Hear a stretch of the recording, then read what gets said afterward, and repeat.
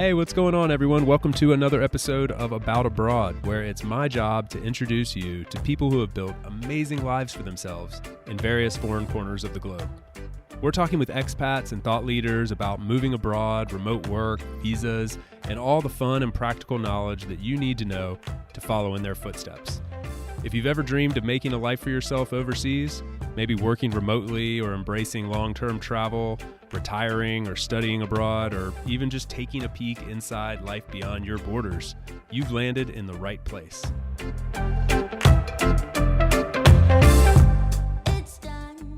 This episode is brought to you by my friends over at Make My Move. Many of you are already aware that there are places around the world that want to attract remote workers to come and live there. But did you know that some of them will actually pay you to do so? Yeah, that's right. And aside from the cash incentives these towns might offer you, there are other incredible benefits ranging from free babysitting to concert tickets and even free healthcare. These places also make a terrific home base for digital nomads with super fast internet, friendly neighbors, and affordability and close proximity to major airports. In fact, the remote workers who relocate typically save around $20,000 per year by moving to these new communities. But perhaps most importantly, the locals in those communities are truly excited to welcome new movers in and get them plugged into the local network. The problem is, where do you start? But luckily, Make My Move is your one-stop shop for all things related to these towns. Since 2021, they've helped more than 1,000 remote workers and their families relocate, and through their platform, you can explore all the places that are offering incentives to come and live there, get personalized help to find the place that's right for you, connect with the locals, super important, and access support services to actually make the move a reality. Take advantage of all the benefits that come with your location independence by checking out makemymove.com via the link in the show notes. My guest today is Allison Baxley. You may remember her because she is a returning guest here on About Abroad. The first time she stopped by, she had just moved her entire family from the U.S. to Portugal, and about a year and a half later, they are completely thriving there in Portugal. Portugal is a country that needs no introduction for people that listen to this show. You know, it's one of the most popular places in the world to move to, and they have some exciting new visa options in a digital nomad visa and the D7 visa, which we touched on last time and we'll touch on again here a little bit in this episode. But Allison's become a true pro and one of the leaders in this space, helping people make the move abroad and make a life for themselves in Portugal. So she has some exciting things coming up on the horizon that we get into. We talk about the differences between the D7 visa and then Portugal digital nomad visa, as well as a few things you may want to keep in mind if you're considering making the move abroad with a family and or to Portugal. So a lot packed into this one. I had a blast with it and I hope you will as well. Please help me in welcoming Allison back to About Abroad. Yeah, I know last time we spoke, you were just kind of getting settled. Like you had literally just gone through the whole process of moving the family all the way to Portugal. And so I've been personally like really looking forward to catching up with you now. I think it's been a year or so. And I know you've got some exciting stuff going on, but like just generally speaking, how's life in Portugal so far? Honestly, I remember the last time we did this, I was sitting on the floor because I didn't have a couch and I had to plug into the wall. So I was literally sitting on the hardwood floor chatting with you for an hour. And I just remember thinking, oh, if people could see me right now, this would be an interesting interview. But life in Portugal is great. We are just absolutely loving it. And the sun is finally starting to come out more consistently. So I think we're fully into spring mode and just ready to enjoy the summer. I hear you. Yeah, I think I just did my first winter out of Spain in 5 years. So I was living on the Iberian Peninsula also. And like, I think people just assume it's just, you know, sunny and beautiful all year round. And it is relative to a lot of places, but not necessarily like, you know, as sunny and warm and tropical as people might think. But nonetheless, I just did a winter in Germany. And I found myself missing the Iberian sun a little bit. I have to admit, it was getting a little rough there. By the time March rolled around, I was kind of like, all right, I think I'm done with winter. I don't know where you were in Germany, but I spent a winter in Berlin, and no, thank you. I'm done with that. Yeah, I've been down Definitely done. in the south of Germany, and like it's considered like the sunniest area of Germany, which people always laugh at if I say that, because locals are very proud of that. Like people say, "Oh no, it's the sunniest place in all of Germany." But like when I tell like a Spanish friend that, like they just can't help but laugh. They're like, "Oh, like quote unquote sunny in Germany, okay." But it actually is, it is pretty good, and I think probably pretty different from like the north, um, but anyway, yeah, I mean, I'm glad to hear that. And maybe we should give a little bit of context, because not everybody that's listening to this episode might have heard the first episode that we did with you, although there will be a link to that in the show notes. So if you enjoy this one and you want to go deeper on Allison's background, that episode's there for you. But for people tuning in for the first time right now, maybe let's just give a little synopsis of like your situation, the whole family dynamic, and what brought you guys to Portugal. Yeah. We moved to Portugal in July of 2021. And this was following a promise for a job that would take us to Budapest for 1 year that fell through because of COVID. When the whole world shut down, this opportunity went away. And during lockdowns and too many hours spent locked up in a small Brooklyn apartment, we decided, even without this job opportunity, we were going to figure out a way to live in Europe. That we were ready for a change, and something had to change. So we started having a quick conversation about where we might want to move, and in about 5 minutes, we had decided on Portugal based on a couple trips that we had previously. And then we had to backtrack and figure out how to make it all happen. But yeah, in about 5 minutes, we thought that's our favorite place that we've ever been. Let's move there. Awesome. And you guys have it's not just you and a partner. I mean, you guys have a full tribe that you're traveling with, correct? Correct. We have two young kids. My daughter just turned 7 in October, and my son just turned 4. And it's crazy to think that she was 5 when we moved here. It's like, it kind of blows my mind a little bit to think that it was that long ago. But yeah, this first 2 years has just really flown by, coming up on 2 years in July. How about the kids? Are they enjoying it as much as you are? Like, have they settled in and found, using the word tribe again, like kind of found their tribe and their way? Absolutely. We love the school that we chose for them. So that was a big part of them feeling really comfortable here. But yeah, they're practically fluent in Portuguese already, and blow my mind all the time with what they're able to do. And yeah, they just are absolutely loving it. We just got back from a 3-city, 3-country trip during their spring break, and we've taken pretty big trips several times this year, bigger than we did the first year, because we mostly stuck around Portugal and explored more locally. But we've been trying to make it to a few more countries this year, and we constantly just tell ourselves, but also say to them, like, just look at this life that we've created. I mean, the opportunities that we have to just go to 3 new countries in the span of 10 days. Not everybody gets to do that. It's mind blowing sometimes, isn't it? Like I feel so fortunate, and say almost those exact same words to, like, my wife and I will be talking about that, just saying like, this was exactly what we set out to want to do, and like we're actually doing it now. And it's sometimes like just life sets in, you just start kind of going through the motions sometimes, but you got to back up and really respect the fact that, wow, you made this happen. Because I mean, it's not terribly hard in terms of, it's not impossible. I mean, and it could be more challenging. Like we have access to internet. We have passport privilege in a lot of ways. There's, it's accessible to us to move abroad. Talking about your situation, my situation, a lot of people listening. But it's also, not for the faint of heart, and can be pretty challenging. And so you have to make it happen and take a lot of initiative, and maybe make some sacrifices. But once you're living it, and once you're in the midst of it, you do have to sometimes step back and just really appreciate that, like, yeah, this is my reality now. And it was exactly what I wanted. And that's pretty awesome. Absolutely. I mean, of course, there are days where it's harder than you would prefer. But when I think back to the grind that we were in living in New York and just how many free hours we have during the week to explore and enjoy just the life that we have here. There's no comparison. Yeah, it takes work for sure. I mean, to get here takes work. It took us at least 6 months to really feel like we'd settled in. But by that 1 year mark, I remember I wrote some kind of Instagram post on that 1 year mark. And I just remember it saying something along the lines of, this is where we are meant to be right now.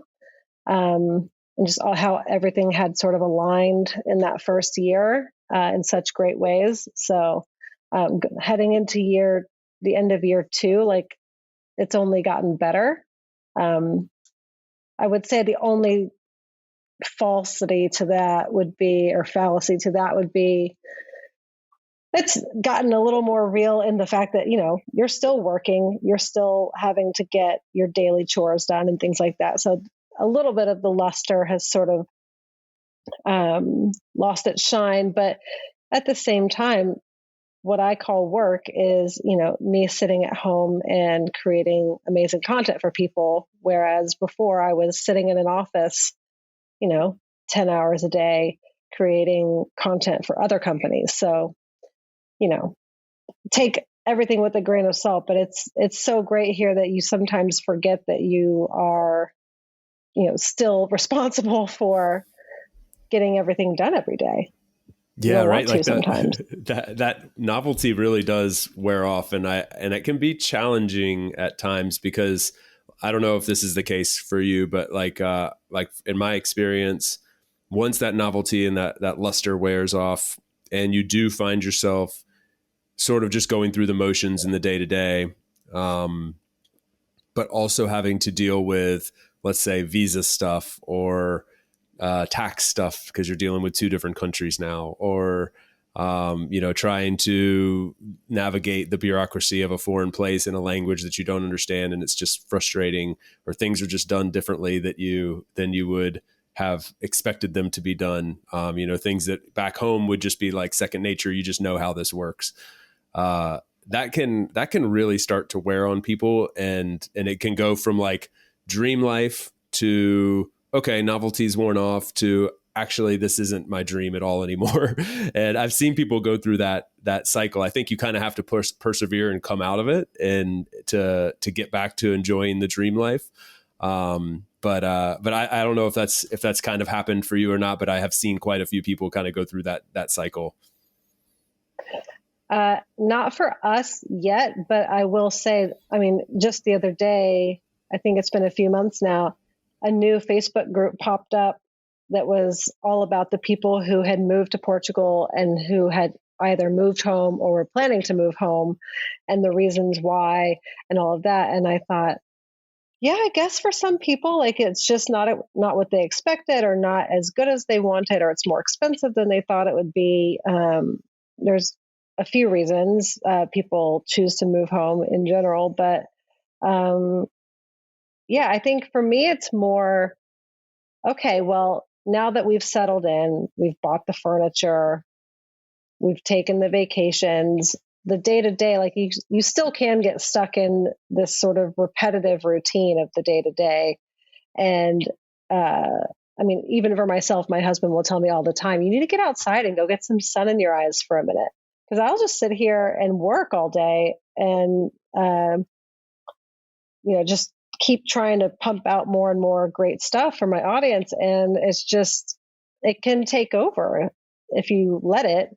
But I have to remind myself the reason I'm here is so that I can actually enjoy life every day and not just on the weekends. So I do have to force myself to remember that on a daily basis, and go outside and stand by the pool and do some yoga in the morning and things like that. But I just get so excited about what I'm able to do here now that I'm my own boss. So it's hard for me to stop, because there's never nothing on my to-do list. It's always something, another article I want to publish, another interview I want to do, another trip I want to take. There's so many things. So we tend to fill our time. That's the thing, is like you obtain a lot of free time when you when you move from a place like Brooklyn to Portugal.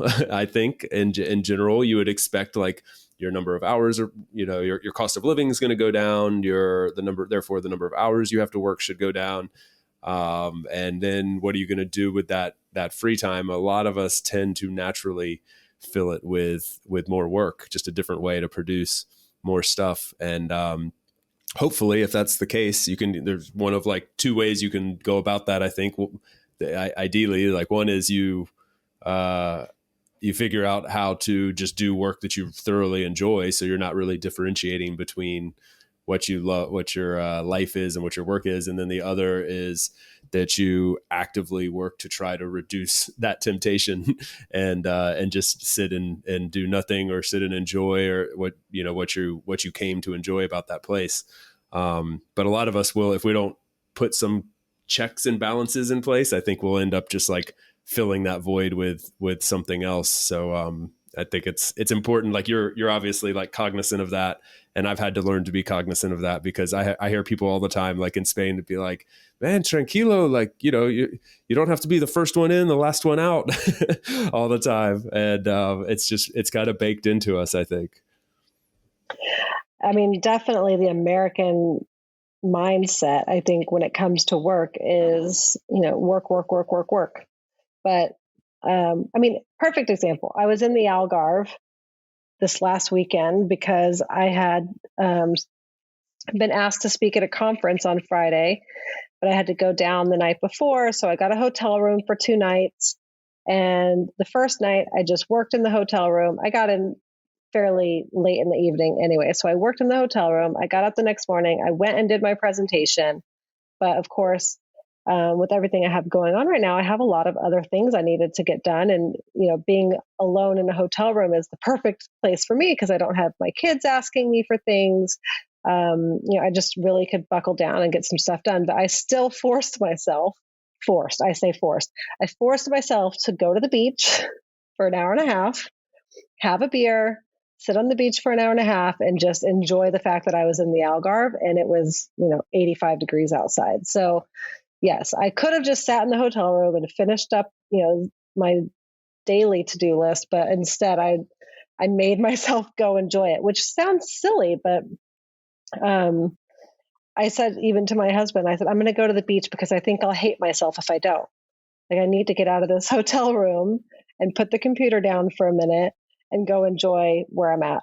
So that's such a cool part of the country too, isn't it? That's the southern coastline there along the south of Portugal is just incredibly beautiful. I think Lisbon gets a lot of the attention, but that southern part, the Algarve, is insane. Yeah, it's amazing. And there's so many different little towns and pockets to discover. And I was in an area that I'd never been before. And there was a beach literally 300 meters away from the hotel that you just walk down some stairs to get to. So, I mean, it would have been silly of me to waste that. Yeah, absolutely. And just so everybody knows, you guys did you move to the Lisbon area? I actually remind myself, are you in where are you guys? I'm in the Lisbon district. Yeah, I'm in the Lisbon district in a town called Cascais, which is all the way on the western side of the Lisbon district. So basically, if you start driving out of Lisbon and head west, if you get to the Atlantic Ocean, you've gone just a little bit too far. So it's right on the coast. It goes along the coastline, leaving Lisbon. So you follow the coastline along more of the bay side of things. And then Cascais is kind of on the corner if you were to keep going and turn up toward Sintra going north. Gotcha. Okay. Yeah, that's a pretty beautiful part of the country as well. And Cascais, I think, is becoming pretty popular with people moving abroad. I guess like maybe something you can shed some perspective on, because a lot of people are talking about this with Portugal in particular. Portugal became this like poster child for how to attract foreigners with the right visas and tax incentives and stuff like that. And it's really helped rejuvenate the economy in a lot of ways, but also for locals, there's a lot of complaining about the rising cost of living and things like that. And so there's kind of two parts to this. It's more of just like a statement, and curious to hear your thoughts than it is like a question. But you're seeing people move kind of to the outskirts of Lisbon because it has become more expensive, and or you just want like a different style of life. And so you hear about places like Cascais, for example, which are becoming really popular. And you're seeing a lot of foreigners move to those areas sort of outside of Lisbon. I think Sintra is another place people really like. So has that been your experience, or have you had any like interactions with some of these things that I'm talking about? Yeah, I think when you're here, it's like American news in general. When you see it on the TV all day, every day, it feels like it's the way it has to be right now, right? Because that's what everybody's saying. Yes, I think it's true that the locals are having some issues because there are so many people coming in from outside of Portugal, particularly housing prices and rental prices. Locals are getting priced out of the neighborhoods that they've lived in for decades, which is a big problem. The government did, like you said, they were the poster child for attracting foreigners, and they did a really good job of it. And now they haven't adjusted the way the country's run based on the fact that there's more money coming in from the outside, more wealthy people coming in from outside of Portugal.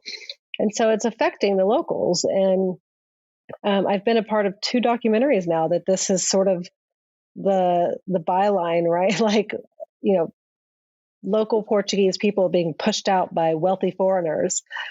Like, okay, yes, but yes and no.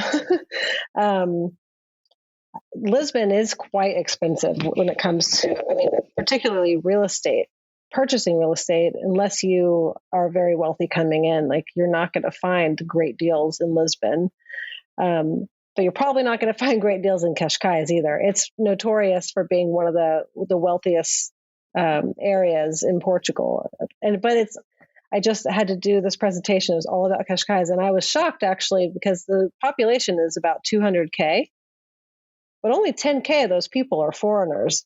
So it's really popular with locals as well, particularly the wealthier Portuguese people like to settle here because it has a bit more laid back feel than Lisbon. But yeah, coming from Brooklyn, we were paying astronomical rent prices, and we were just tired of the hustle and bustle of city life, which I never thought I would say. I thought I'd be a city girl for life, but can't remember if I said this in our original interview or not, but I feel like I settled basically in my hometown, but just the one that exists in Portugal, because I came from a small fishing, I came from a small fishing village, touristy town in South Texas on the Gulf Coast. So this is very similar, although much bigger than my hometown. But it feels very familiar, and yet in such a great way, it's very different. Yeah, that change, that combination of like change plus familiarity is really dynamic, I think, because we're always looking for something new and exciting. I mean, a lot of the type of people that come on this show, the type of people that tend to move abroad, like there's some adventurous spirit there that like just that thirst that has to be quenched. But at the same time, you're looking for something where you feel at home. Like if you're going to make it your home, if you're not just passing through for a couple weeks or months or something, but if you're going to like settle in, you want it to feel like a place that you can actually live. And finding that like equilibrium can be pretty tough. Although it's a big world, there's a lot of options and more options for this. It's still like you trying to find that place is elusive sometimes. So that's awesome. I'm happy that, the first time we spoke, like you said, you were just getting there and we weren't really sure how it was going to go. You were excited. But it sounds like it's worked out. It has worked out really, really well. We absolutely love it. We have no plans to leave anytime soon. We're actually going back to the States for about 6 weeks over the summer.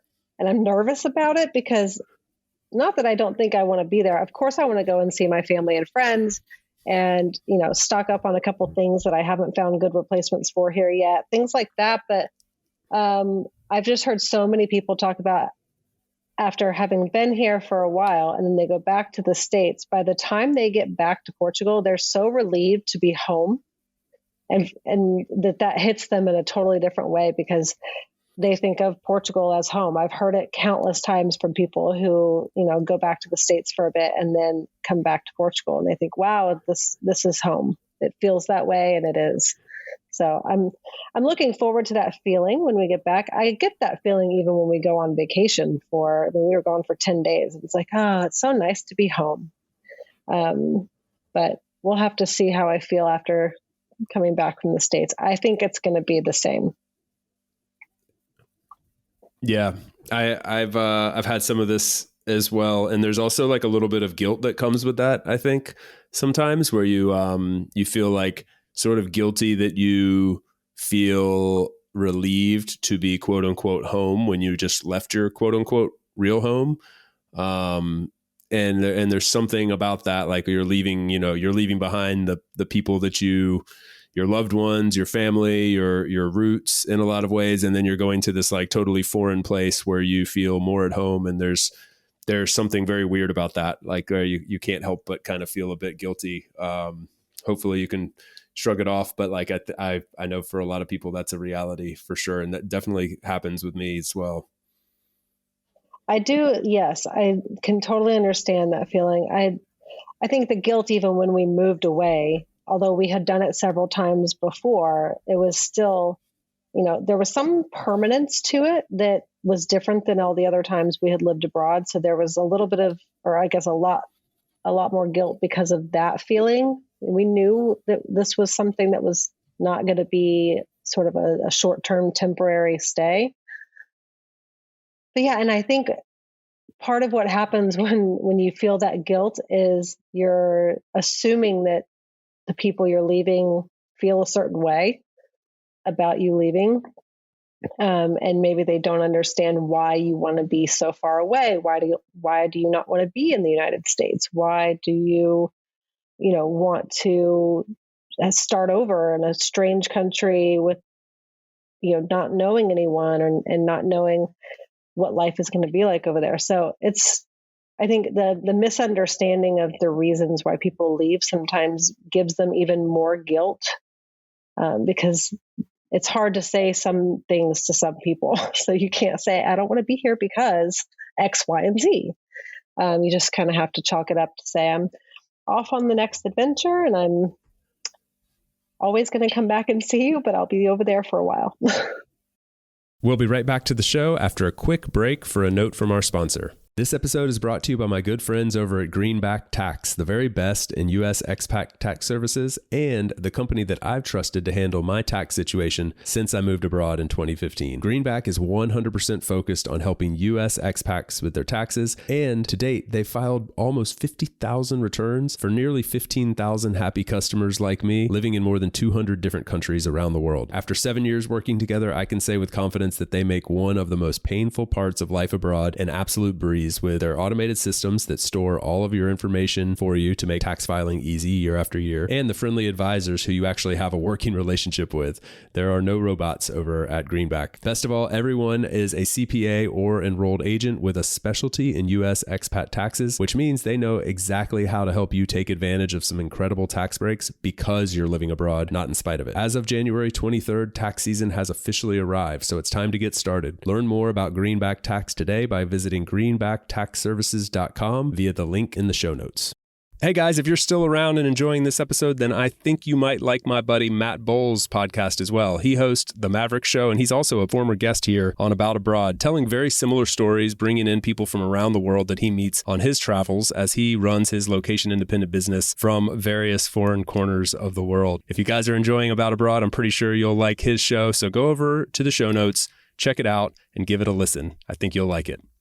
I think there's a big thing about like, it's easier to explain to someone. I've thought about this a lot. It's a good point. Like, it's easier to explain to someone when you're running to something than it is if you're running from something. And that's when you say, and like, that doesn't necessarily need to be like super hyperbolic, like running away from a terrible situation back home. Like if you're just genuinely excited about, oh man, I'm going to go live in Portugal for a couple of years because that sounds awesome versus like, I'm kind of in a rut here, or I've lost my job, or I'm working too much and I need to leave this behind to go find something else.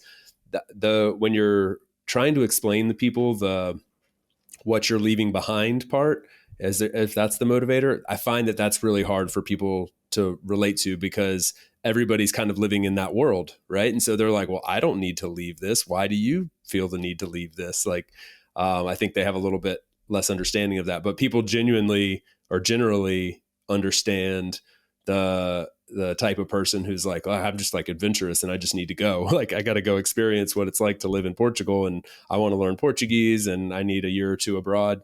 I think people tend to get that a bit more, but in either case, you're going to have people. I'd be curious to hear if this was your case, but like, I had lots of people, the first couple, we moved abroad a handful of times, and like the first couple times it was very like almost like having an intervention. Like, what are you doing?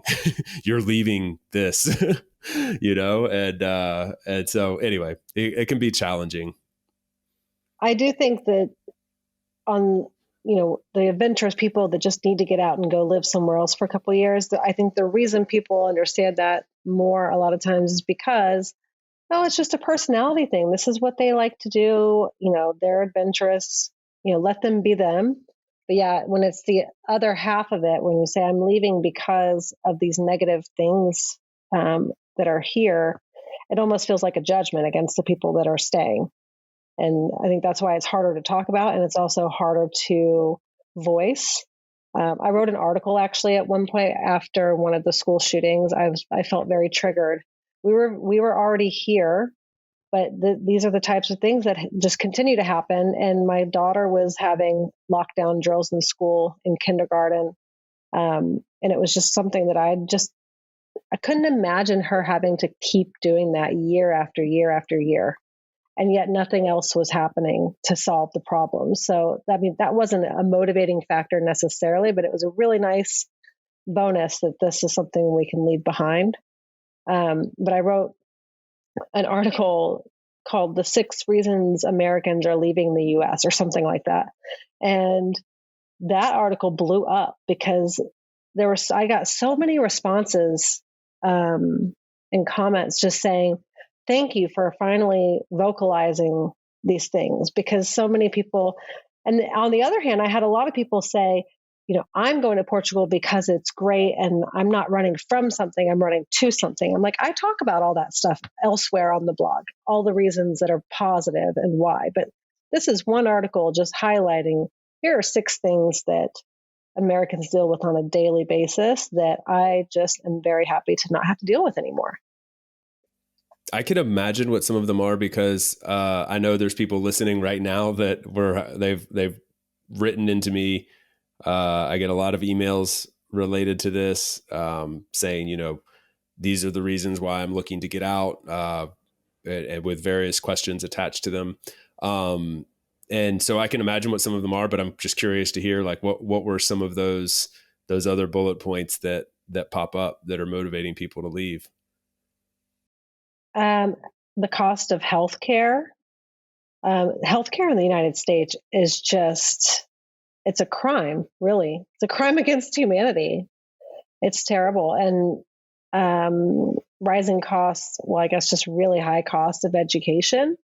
Knowing that my kids can go to college over here, pretty much anywhere in the EU, and pay a couple $1,000 a year, when they'd be spending that on books in the US on top of everything else, is just one of those why moments. Like, why does it have to be like this? Can I mention something on the healthcare thing?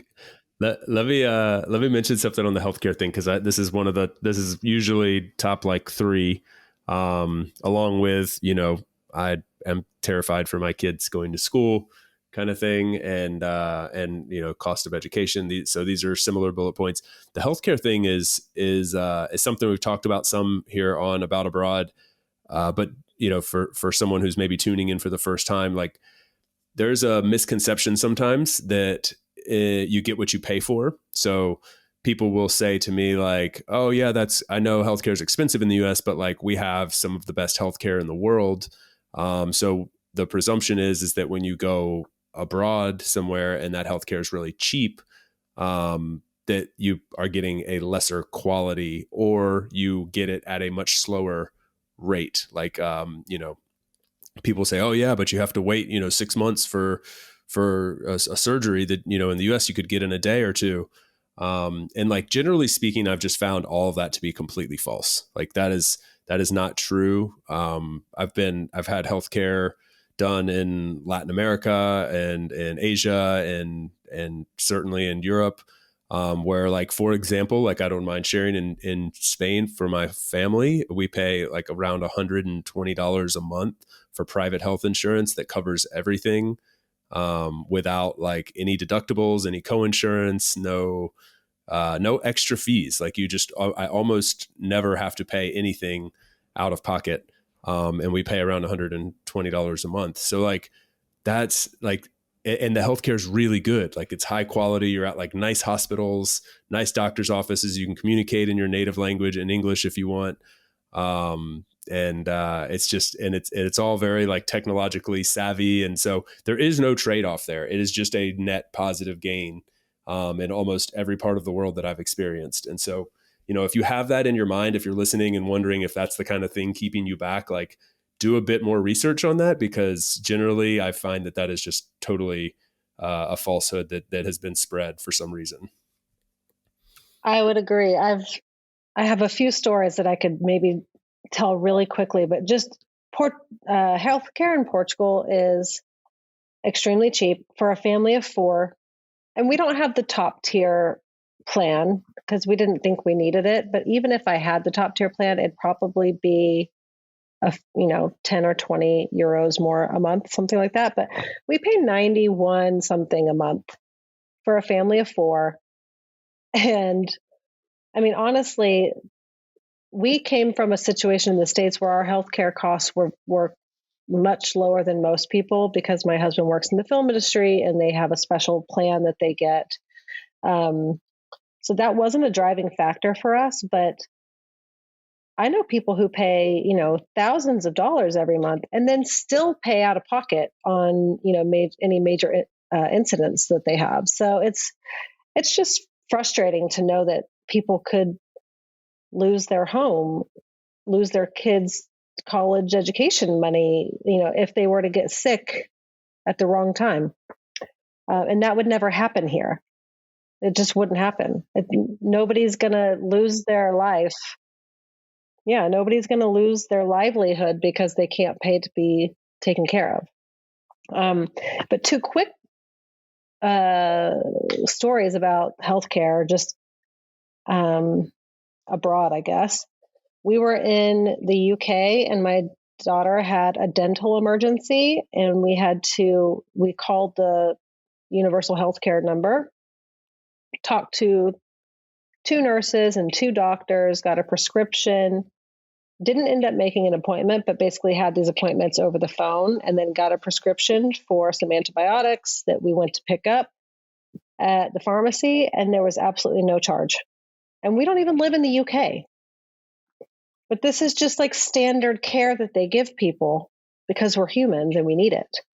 And then recently, we were in Turkey and I had a dental emergency, which it was New Year's Eve and I had a crown pop off and I had to go get it fixed. I mean, New Year's Day, nobody's going to be open. We were traveling from Istanbul to Cappadocia the next day. Like, I don't even know how to find a dentist. I had to talk to my Airbnb host. Anyway, long story short, I go to the dentist, I get it glued back down or whatever they do.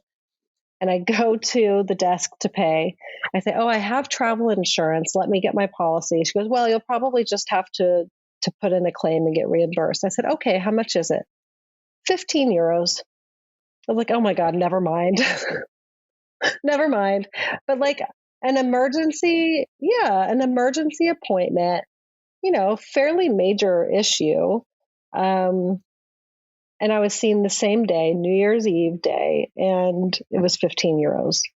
to be taken care of. I mean, it's just wild that, like, if you had to do that in the United States with no insurance, if you could even find someone to take care of you without having like local insurance, you're still talking about hundreds, if not thousands of dollars out of pocket. Why? Yeah. So funny you mentioned this. So, okay. When the first time we moved abroad, after moving abroad the first time, we went back to the US for about a year.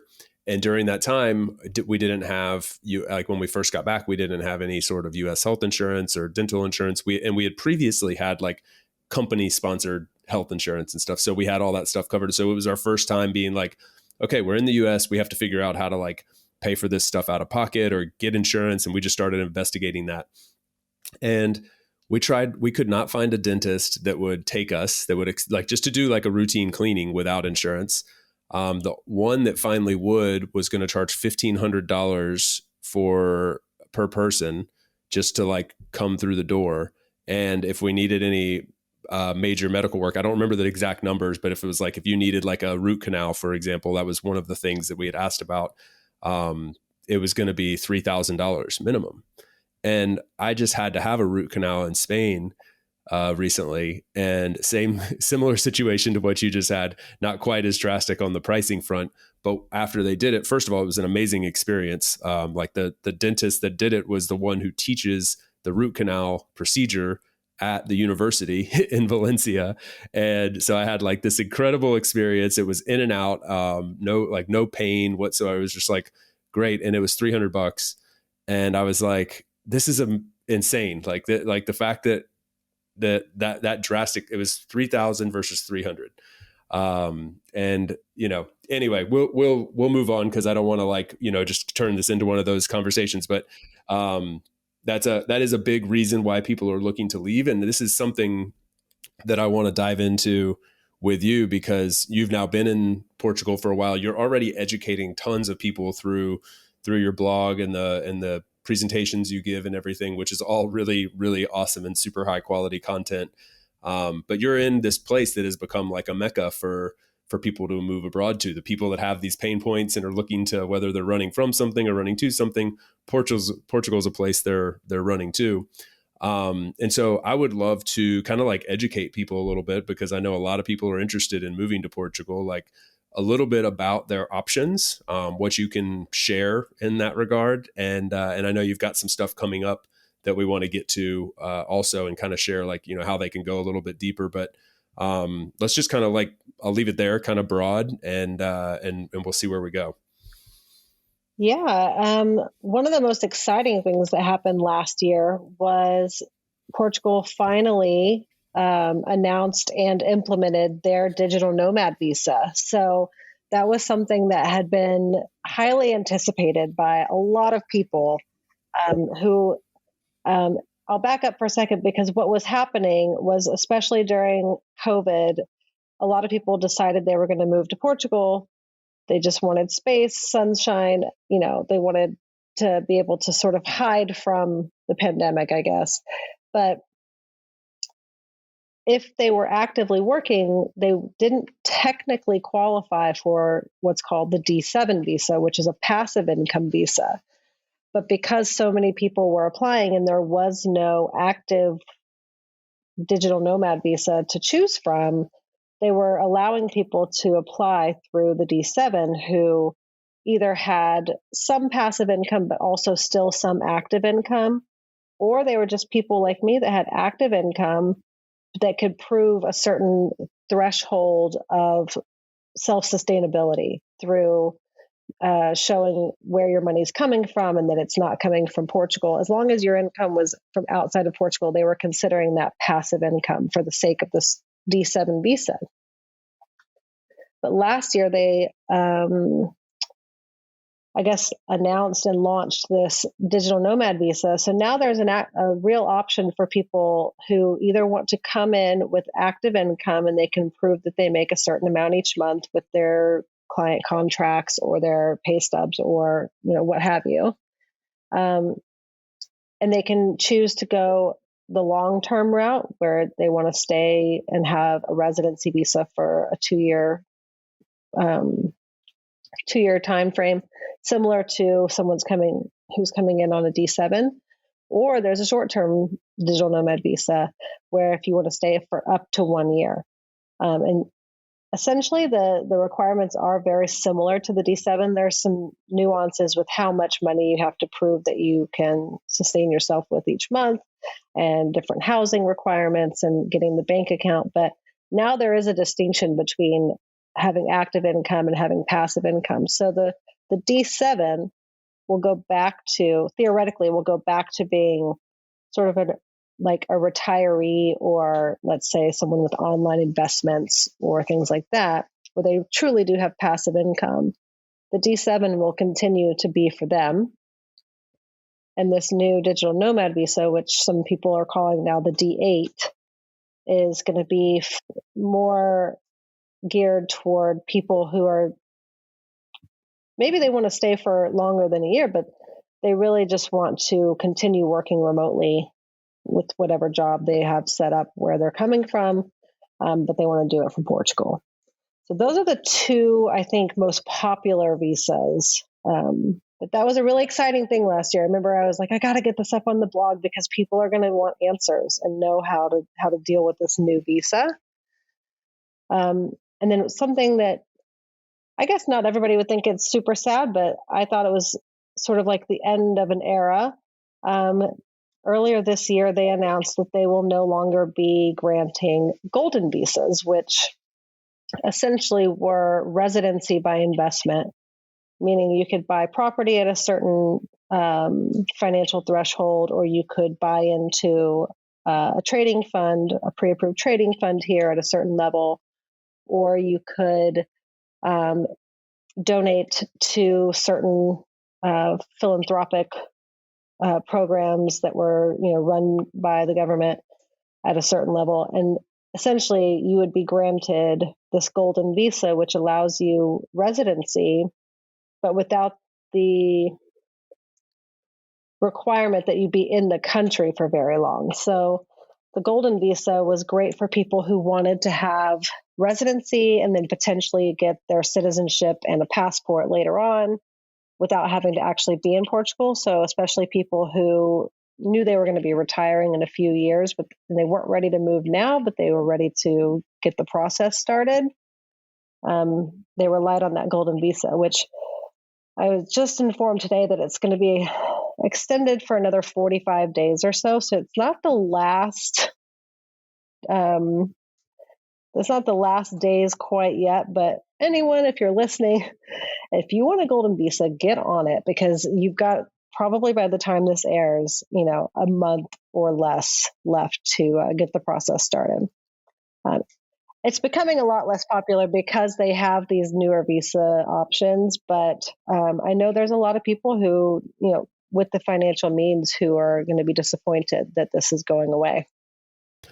Definitely the end of an era. I think that was like the beginning, that was the first stage of a lot of these, like the entryway into exploring different types of visas that a country could offer to attract foreigners. And then it was like, oh, this kind of works. What if we attract people who are actually still working, or people who have pensions? And so that was sort of the launching pad in a lot of cases. And I know for a lot of people, yeah, it's a bummer. And for a lot of locals, they'll praise it. And so, different vantage points, I guess, depending on where you're coming from. But anyway, I think the government is finally starting to understand that, the country needs to just crack down a little bit more on how many people are coming in. Like, they did their job, they got people in, they got money in, but now the balance is not quite there. So they need to just figure out what is the balance. And this was, in my opinion, their first step at just trying to get the situation figured out that you and I were even just speaking about a few minutes ago. Yeah, totally. I mean, I think that's like a lot. I think the correct narrative is that this is not like the fault. The rising cost is not like the fault of the foreigners who came in with a lot of money. Like, that's the government set it up to do that. And then they just didn't put the right safeguards in place to make sure that it didn't get out of control. And so they're doing that now, to their credit. Like, it's just because it's being talked about a lot and because it's top of mind at the moment doesn't mean that it's a failure or anything. I mean, it's something that's going to ebb and flow. These things do. So anyway, it'll be interesting to see how they react, but they've definitely done a good job in terms of accomplishing their goal to bring foreigners in, and there's a lot of people there like yourself kind of loving life in Portugal and speaking very highly of it. It becomes several places across the country are constantly at the top of Nomad list, showing where foreigners are, and it's popping up as the Internations as the top country in the world to move to. So they've done a lot right in that regard. Yeah, I think you're right, and they'll figure out the balance. It's just going to take a little bit of time, but yeah, back in 2012, the first time I visited Portugal, I swear everyone looked at me and my two girlfriends who I was traveling with like we were aliens. Like, why are you here? Like, why not? We thought we wanted to come check it out. We saw, pictures, and it was on TV, and it was beautiful, and we wanted to explore somewhere we'd never been. Yeah, but why Portugal? Well, what do you mean? Why Portugal? Literally, they did not understand why we would choose to come and be a tourist here. It was a little wild that they just didn't understand it. And now I would say, probably the opposite is true. There's too many tourists coming in, especially if you're in Lisbon. It gets pretty overrun. Cascais as well, but for, I think, different reasons. But yeah, the trajectory of how popular the country is just, I don't know, it's wild. For 10 years ago, for it to be like unknown to Americans, and for Americans to be like, a three-headed witch coming in saying like, hello, we're here. Everybody's like, who are you? Why are you here? To now it just being normal to see so many people interested in moving and visiting. It's great. I think it's great. I mean, what I've tried to do is come in and learn about Portuguese life and try to integrate into actual Portuguese life. And I think where people, the locals, and the people who've lived here their whole life, where they get annoyed is, and really frustrated and sometimes even angry, is when people come in from outside of Portugal and they try to essentially mimic the life that they had wherever they came from, but here in Portugal because it's cheaper or the weather is better, stuff like that. So I think that's where they get frustrated, when they just can tell that somebody is only wanting the same exact life that they had, but with the benefit of it being at the expense of the Portuguese people, which is no way to come into a country and act. So I hope if anyone's listening, please don't do that. Come in, learn the language,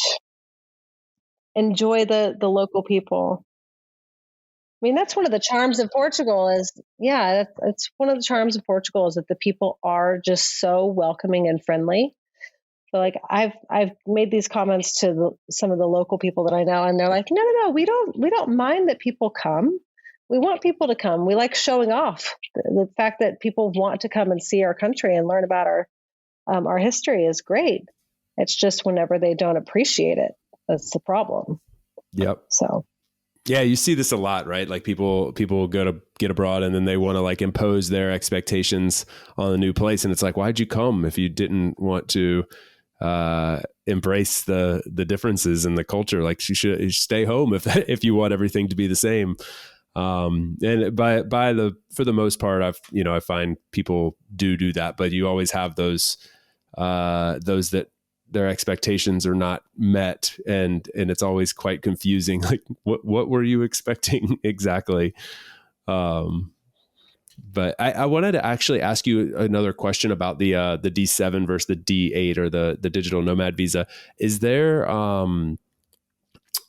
any, like, would you say it's advantageous? Because as you mentioned, like a lot of people who were not technically D7ers, they weren't pensioners, retirees, passive incomers, they were active incomers, were using that before. And that was working very, very well for them. I think like everything from the bureaucratic standpoint, from a tax standpoint, from every aspect. It was like, this works well, but the government creates this new one that actually is for people with active income. And we had a similar situation in Spain. And the narrative in Spain is that the non-lucrative visa, which was the version of the D7 in Spain, was actually like a better situation. It was easier to get. It was less bureaucratic. It was better from a tax standpoint, all these things, than the new digital nomad visa. So people aren't really excited about the digital nomad visa in Spain. It's more of like oh man, we got to shift from the non-lucrative to the digital nomad visa. Okay, I guess I will. So what is the narrative like in Portugal around this transition? I think because it gives you the opportunity to either choose short-term or long-term based on what your personal goals are, I think that was something that people were looking for, something that was longer than a tourist visa, but shorter than the D7, because they weren't necessarily looking to live here for the rest of their lives. They just wanted to be able to stay for a year. And they had a version of that out before, but it was really clunky in the way that you applied for it. So not many people really even knew about it, and they didn't know how to apply for it. But I think the narrative here is that let's get the D7 back to what it was originally intended for. And then if people are coming in with active income, let's have those people, I guess, tagged, if you will. These are people who are still working. They're still going to have to figure out their tax situation. But they just, I think, really wanted to give people the opportunity to have a shorter stay that is still, legal. I think people were coming in, especially throughout COVID, were coming in and overstaying their visas because they either couldn't go home or they couldn't figure out a way to stay legally. So they were just staying and then having to figure it out.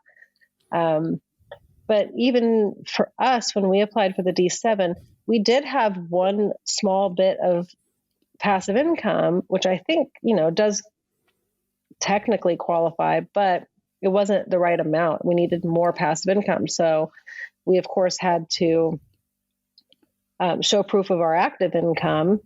And because this new digital nomad visa is so new, even the different processing centers throughout the U.S. So I'm not sure about Spain, but I know for Portugal, they contracted with VFS.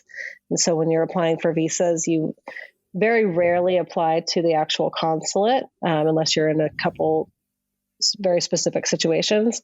You usually have to apply through one of 3 VFS offices. There's one in San Francisco, there's one in New York, and there's one in Washington, D.C. And they're all certain states and locations are beholden to those offices. But I think what was happening was people didn't know what else to do other than apply for the D7 because there really weren't any other options. And so they were just getting flooded with applications that weren't quite right, but they didn't really know what to do with them either because they could turn them away, but not with a great reason to say like, well, you don't really qualify, because they didn't have anything that they did qualify for. So anyway, long answer to say, I think what's happening is they're just trying to get people into the right lane for the applications. And that way they can handle them differently where they need to be handled differently. Gotcha. Okay, cool. Like a digital nomad doesn't need to go and get a 12-month lease. That defeats the purpose of being a digital nomad, right? Right. Yeah. As a D7 applicant, you have to have a 12-month lease in place for your application. So the D7, they really cracked down and made people sort of prove that they were willing to go through with it. You had to have a 12-month lease. You had to put this much money in your bank account in Portugal. You just really had to go all in and prove that you really wanted to be there. Whereas the digital nomad visa is a little more flexible in that, it's okay if you're only going to be here for a year and you don't plan to stay. That's fine. Let's just know that. Yeah, that's a good point. I think separating out that the true intent there with being a digital nomad and having more of a short-term approach as opposed to the long-term that the non-lucrative in Spain or the D7 in Portugal is really targeting there. Is it also is the new digital nomad visa is it renewable, or is it like 1 year capped, or do you transition to something else? Do you know? You can renew it, and depending on if you're in the short-term version or the longer-term residency version of that visa, you would renew it for either 2 years for the long-term visa. You get the initial residency card for 2 years, and then you renew it for a 3-year stint. And then after 5 years, you can apply for permanent residency or citizenship. So same as the D7, it's just basically classifying your income in the right way. And then for the short-term one, I believe it's for 1 year up to 1 year to start, and then you can renew it for another year. After that, I'm not sure. I mean, I would think that maybe they'll either bump you over to the long-term visa if you wanted to stay longer than that, or, potentially renew you for another year.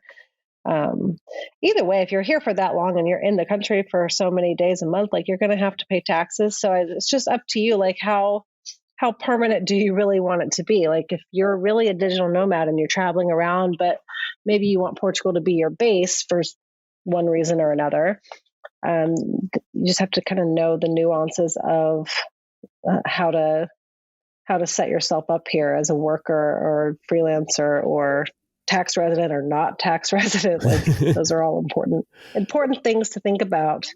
Well, those are very complex topics that that I know you can help people with, and I know you've got a summit coming up and some additional information that you can provide. So rather than us trying to hash out every little detail for a multitude of situations here on the podcast, let's could be a good way to wrap things up here. Just let people know where they can learn more about what you've got coming up, and where they can follow along, and then they can come to you to get all the details, because I know you can answer these questions a lot better than I can. Yes, and it is such a complicated thing, but when you have the right information, it's actually quite simple. It's just, what ends up happening is there's a lot of information that floats around the internet, and there's government websites that are hard to understand, and there's people that will say, hey, I have all the answers. And even with my blog, what's been troubling for me is making sure I have the right information, because I won't publish something unless I know that it's right. And that, whether that means getting it checked by a professional or an expert, or doing, hours and hours of research, it's been hard to get, as much information up on the blog as I could possibly want, because there's so many great things to talk about.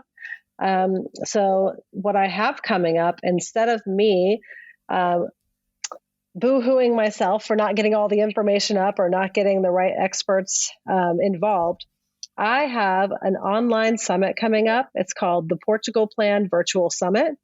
And I have more than 45 speakers coming with me to this virtual summit to speak about anything and everything moving to Portugal.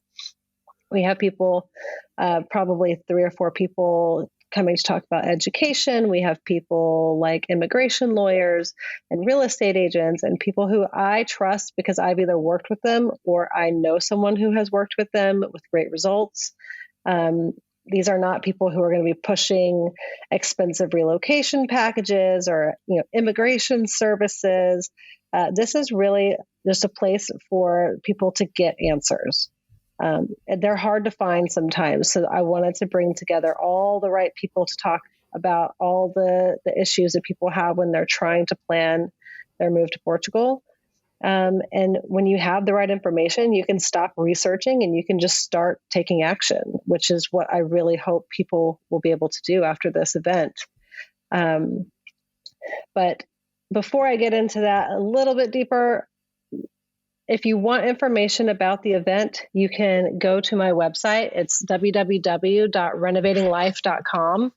and sign up for the email list, because I'll be sending out emails and information, all the details within the next couple of weeks. So by the time this airs, all the information will be up on the website. And if you want to sign up for the summit, you can go to theportugalplan.heysummit.com. I know Chase is going to put this all in the show notes, but I'll say it one more time, theportugalplan.heysummit.com. And you can sign up there. Registration is free. That comes with a limited amount of sessions that you can attend. And then there will be some VIP options as well. But 45 people talking about literally every topic you can think of when it comes to moving to Portugal and getting set up, in this new wonderful country. So I hope you guys will check it out. And please feel free to email me anytime. Like literally, I get emails and DMs and Instagram all the time, people asking questions, and I always respond. So if anybody's out there going, oh, I wish I could just talk to you, like just message me.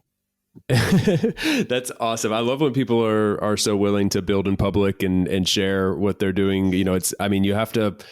We all have to make a living and our time is valuable, but there's also a place for just like wanting to pay it forward. When you've been through some of these challenges of making this lifestyle work, there is like a inherent part of you that just wants to pay it forward and help people achieve the same thing. So that's really great that you're taking the initiative to do that, and we'll respond to people.